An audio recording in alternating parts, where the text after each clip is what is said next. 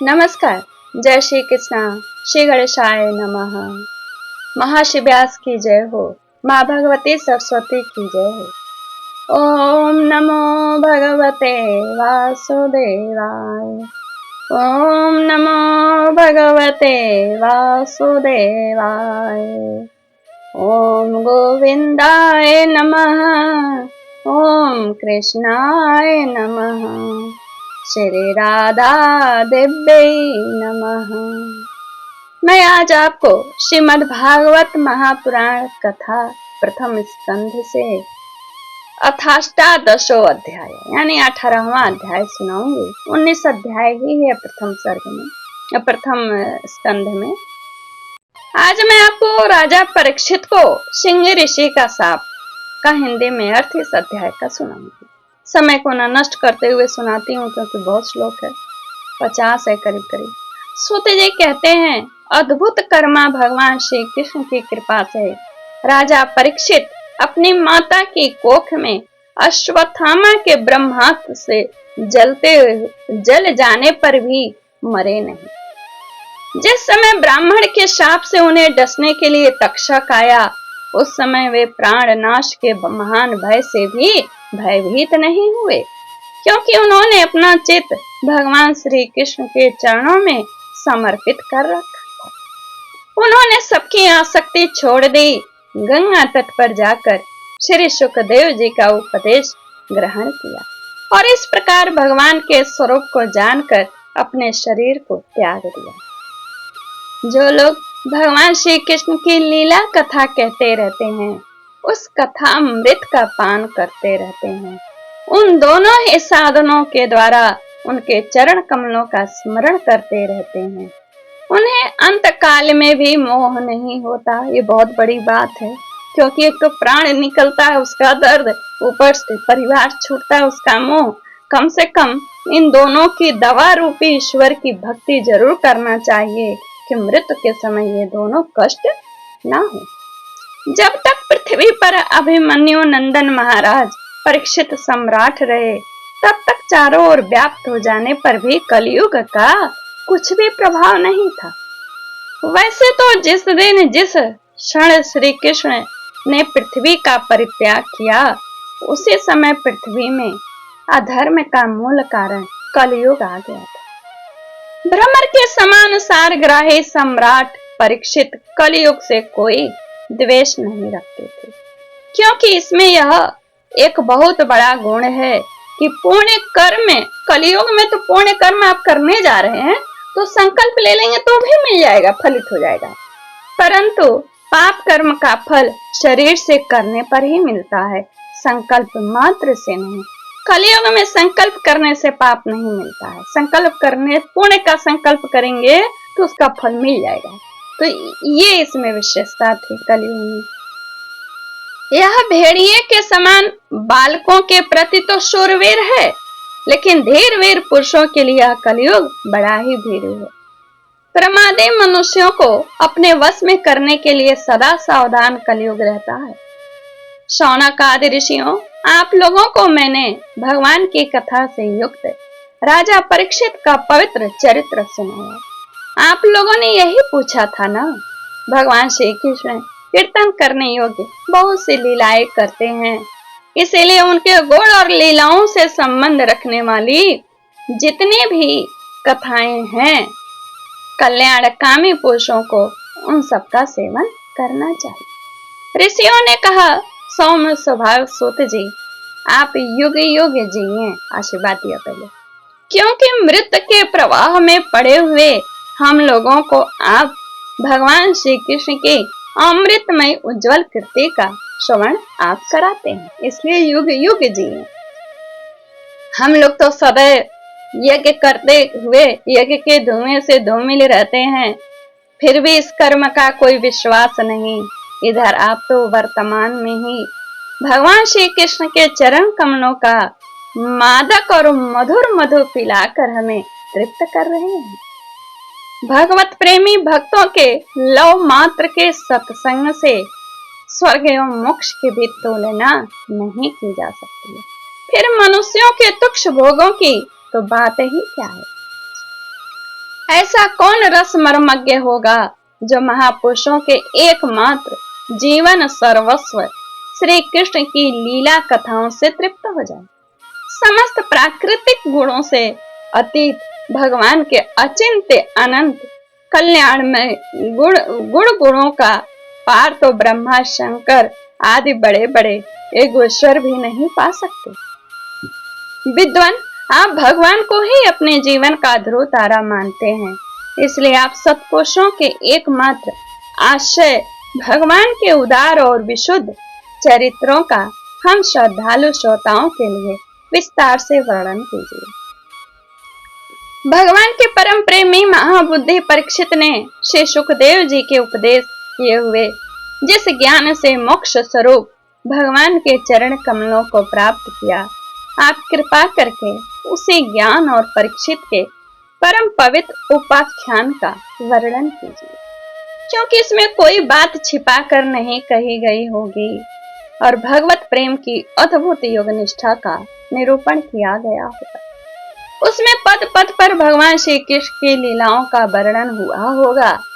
भगवान के प्यारे भक्तों को वैसा प्रसंग सुनने में बड़ा रस मिलता है। सूत जी कहते हैं, ओहो, विलोम जाति में उत्पन्न होने पर भी महात्माओं की सेवा करने के कारण आज हमारा जन्म सफल हो गया। अपने को विलोम जाति कहते हैं, कैसे अभी बताएंगे। क्योंकि महापुरुषों के साथ बातचीत करने मात्र से ही नीच कुल में उत्पन्न होने की मनोव्यथा शीघ्र ही मिट जाती है। उच्च ये कैसे हुए विलोम, इसमें बता रहे हैं। उच्च वर्ण की माता और निम्न वर्ण के पिता से उत्पन्न संतान को विलोमज कहते हैं। सूत जात की उत्पत्ति इसी प्रकार ब्राह्मणी माता और क्षत्रिय पिता के द्वारा होने से उसे शास्त्रों में विलोम जाति माना गया है।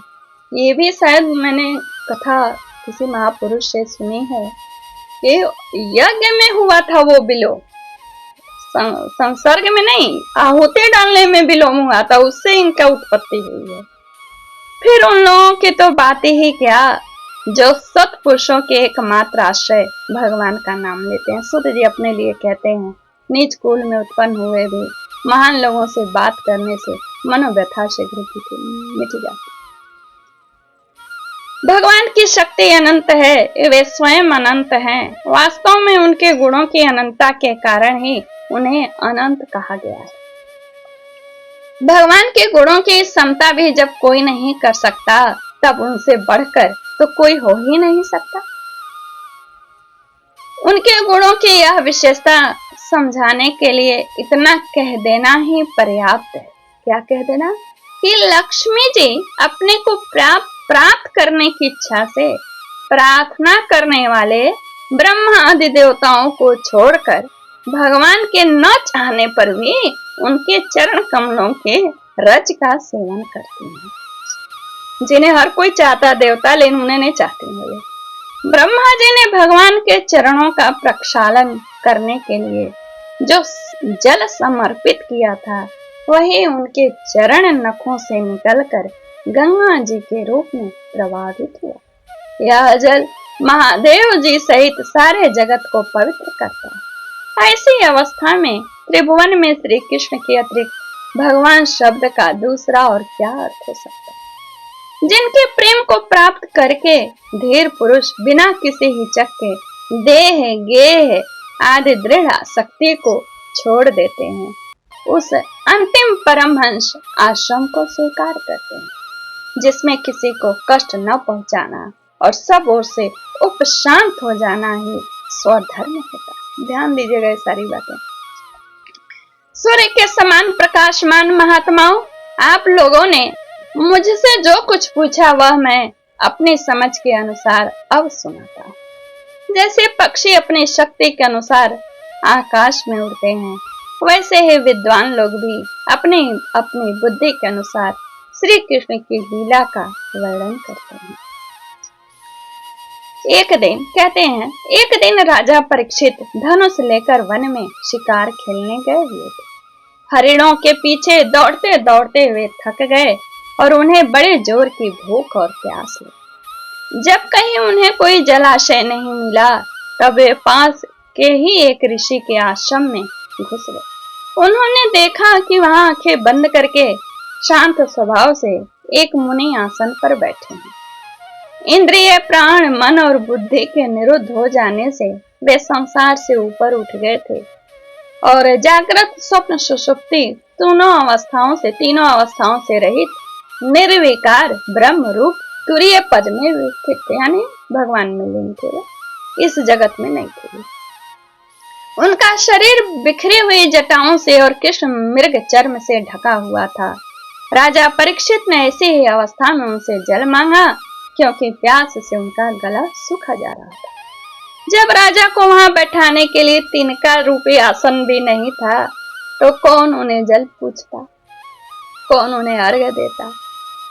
वहां अपने लिए अपमानित व्यवहार देखकर वे क्रोध को अपने वश में न कर सके, जबकि संत लोगों के मुंह से सुनी हूं कि उस दिन उन्होंने जरासंध का मुकुट पहना था सिर पे, और सोना में कलयुग ने अपना स्थान मांगा था, तो वो कलयुग का प्रभाव हुआ था इसमें। शौनक जी कहते हैं, सूत जी, शौनक जी वे भूखे प्यासे छटपटा रहे थे, इसलिए एकाएक उन्हें ब्राह्मण के प्रति स्या और क्रोध हो आया। उनके जीवन में इस प्रकार यह पहला अवसर था। यहाँ नहीं वो कारण बताया गया, लेकिन मैंने किसी संत के मुंह से सुना कि उन्होंने जरासंध का मुकुट पहना था उस दिन। वहां से लौटते समय उन्होंने क्रोधवश धनुष की नोक से एक मरा सांप उठाकर ऋषि के गले में डाल दिया और अपनी राजधानी में चले गए। उनके मन में यह बात आई, उन्होंने जो अपने नेत्र बंद कर रखे हैं, सो क्या वास्तव में, मन मुनि के बारे में सोच रहे हैं, क्या वास्तव में वे तुरीय अवस्था में थे या झूठ मूठ में ढोंग रच रहे थे। उन शमीक मुनि का पुत्र बड़ा तेजस्वी था। ये सब परीक्षित सोच रहे थे, और इधर की अब घटना है कि उनका जो शमीक मुनि थे वे, उनका पुत्र बड़ा तेजस्वी था, दूसरे ऋषि कुमारों के साथ पास में ही खेल रहा था। बच्चों ने जाकर बताया, वो क्रोधित हुआ, क्रोधित होकर हाथ में जल लेकर के परीक्षित को श्राप देता है, या से 7वें दिन तुम्हारा तक्षक नामक सांप जो है सर्प तुम्हें डसेगा और तुम्हारी मृत्यु होगा। और यहाँ पर उन्होंने एक बात कही कि ये क्षत्रिय हैं, ये ब्राह्मणों के द्वारपाल हैं और ब्राह्मणों का अपमान कर रहे हैं, ब्राह्मणों के द्वारा पालित है, ये बात भी उन्होंने कही। इसलिए उन मार्गगामियों के शासक भगवान श्री कृष्ण के परम धाम पधार जाने पर इन मर्यादा तोड़ने वालों का आज मैं दंड देता हूँ, मेरा तपोबल देखो। और यही कह करके उन्होंने उनको मृत्यु का शाप दे दिया। और शाप में मैंने बताया ही, उन्होंने कहा 7वें दिन आके तक्षक सर्प डसेगा इनको। और इस तरह वह साप देकर के अपने पिता के आश्रम में आया और पिता की वह दशा देखकर रोने लगा। उसके रोने चिल्लाने से शमीक ऋषि का आंख खुला, यानी ध्यान से चटे और बाह्य जगत में आए। पुत्र के द्वारा जब सारी बात सुने तो बहुत क्रोधित किए पुत्र को। उन्हें तनिक भी मन में ग्लानि नहीं हुई कि परीक्षित ने उनके साथ क्या किया, अपितु उन्हें बहुत ही दुख और क्रोध हुआ कि उनके पुत्र ने क्यों उनको श्राप दिया। उसका कारण भी वे बताते हैं। कहते हैं कि तुम्हें जरा सा पता है कि राजा भगवान स्वरूप होकर के प्रजा की रक्षा करता है। जिस समय राजा का रूप धारण करके भगवान पृथ्वी पर नहीं दिखाई देंगे, उस समय चोर बढ़ जाएंगे, यानी जब राजा नहीं रहेंगे। आरक्षित भेड़ों के समान एक क्षण में ही लोगों का नाश हो जाएगा राजा के बिना। राजा के नष्ट हो जाने पर धन आदि चुराने वाले जो पाप करेंगे, उसके साथ हमारा कोई संबंध न होने पर भी हम पर भी लागू होगा, क्योंकि राजा के न रहने पर लुटेरे बढ़ जाते हैं और वे आपस में मारपीट, गाली गलौज करते हैं, साथ ही पशु, स्त्री और धन संपत्ति भी लूट लेते हैं। जब राजा नहीं रहेंगे, उस समय मनुष्यों का वर्णाश्रमाचार युक्त वैदिक आर्य धर्म लुप्त हो जाता है। अर्थ, लोभ और काम वासना के विवश होकर लोग कुत्तों और बंदरों के समान वर्ण संकर हो जाते हैं। सम्राट परीक्षित तो बड़े ही यशस्वी और धर्म धुरंधर हैं, उन्होंने बहुत से अश्वमेध यज्ञ किए और वे भगवान के परम प्यारे भक्त हैं। वे ही राजर्षि भूखे प्यास से व्याकुल होकर हमारे आश्रम में आए थे। क्या वे शाप देने के योग्य थे? शाप देने के योग्य कदापि नहीं थे। इस नासमझ बालक ने हमारे निष्पाप सेवक राजा का अपराध किया है। सर्वात्मा भगवान कृपा करके इसे क्षमा करें। कहते हैं भगवान के भक्तों में भी बदला लेने की शक्ति होती है, परंतु वे दूसरों के द्वारा किए हुए अपमान, धोखेबाजी, गाली गलौज, आक्षेप और मारपीट का कोई बदला नहीं लेते हैं। महामुनि शमी को पुत्र के अपराध पर बड़ा पश्चाताप हुआ। राजा परीक्षित ने जो उनका अपमान किया था उस पर तो उनका तनिक भी ध्यान नहीं था। महात्माओं का स्वभाव ऐसे ही होता है कि जगत में जब दूसरे लोग उन्हें सुख दुख आदि द्वंद्वों में डाल देते हैं तब भी वे प्रायः हर्षित या व्यथित नहीं होते, क्योंकि आत्मा का स्वरूप तो गुणों से सर्वथा परे है, यानी त्रितापों से। यह अध्याय यही पूर्ण होता है। श्रीमद् भागवते महापुराणे पारमहंसायाम सहितायाम प्रथम स्कंदे विप्रशापोपलंभनम। ओम तत्सत। 50 श्लोक है, मैंने शुरू में बोला था। लाइक कमेंट शेयर करिएगा। धन्यवाद, नमस्कार, जय श्री कृष्ण।